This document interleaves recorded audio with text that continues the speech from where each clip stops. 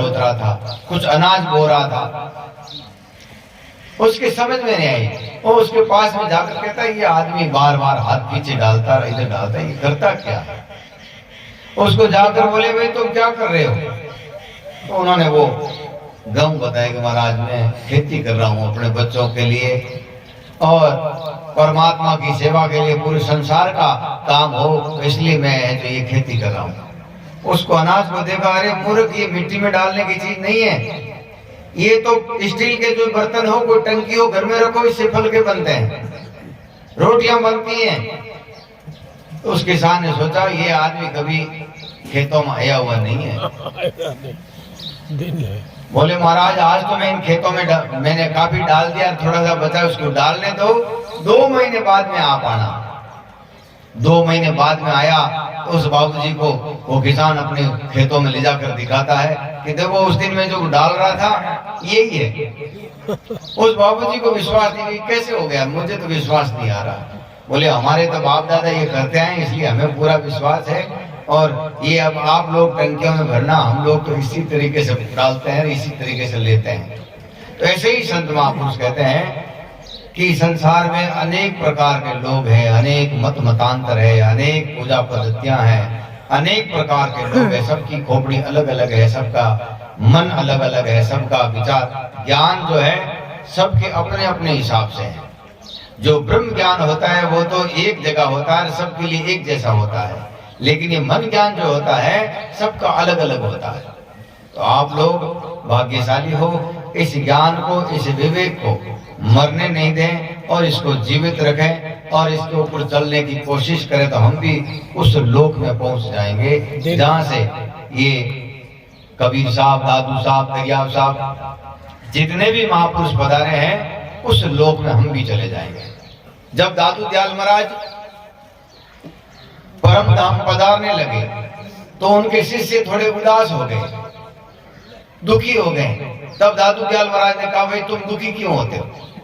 शरीर तो जिसका आया है सबका जाना ही जाना है, और तुम्हें शरीर से मोह है, शरीर रख लो, इसमें कीड़े नहीं पड़ेंगे, और तुम कुछ पूछोगे तो उत्तर भी मिलेगा।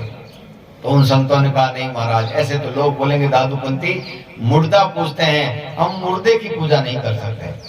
तो बोले भाई तुम जोत रख लो, तुम्हारी सभी इच्छाएं पूर्ति होती जाएगी, तो जो तुम चाहोगे वो हो जाएगा।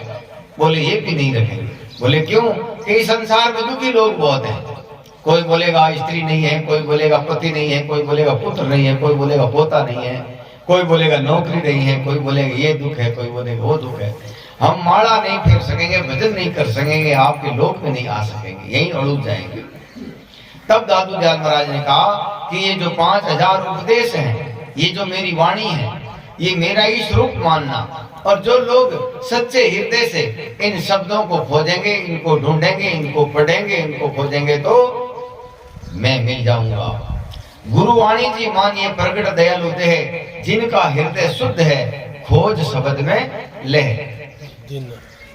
ज्ञान इन शब्दों में है। आजकल के लोग तो सबका मैंने बताया, सबका मत अलग अलग है, मिल नहीं सकता। हम अगर कबीर साहब से मिलना चाहें तो उनकी वाणी को मिलो, उन वाणी से मिलो कि वो क्या कहना चाहते थे, हमें क्या बनाना चाहते थे, उनका क्या संदेश था, उसमें सही सही चीज आएगी। दादू साहब से मिलना है तो उनका क्या संदेश है, इनकी क्या वाणी है, उससे अपने को मालूम चलेगा कि क्या बनाना चाहते थे हमें। कोई भी संत की वाणी,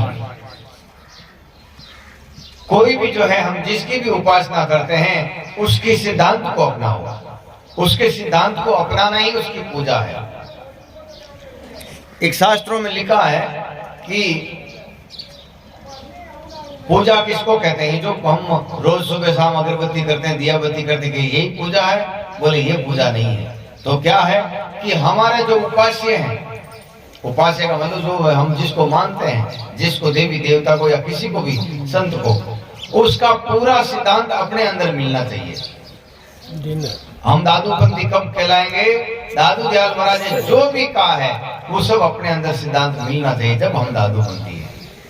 और वो सिद्धांत नहीं मिलता तो हम उसके पंथी नहीं हैं, हम उसके शब्दों को मानने वाले नहीं हैं, और शब्दों को नहीं मानते तो फिर उसके अनुयायी नहीं हुए।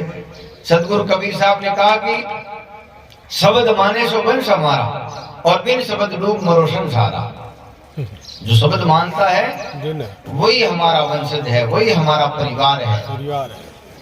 ये जो सांसारिक परिवार है ये तो मरने वाले हैं, मिटने वाले हैं, लेकिन ये परिवार हमेशा रहने वाला है। शरण तुम्हारी केशवा अनंत सुख पाया, भाग भले तुम भेटिया हो चरणों आया।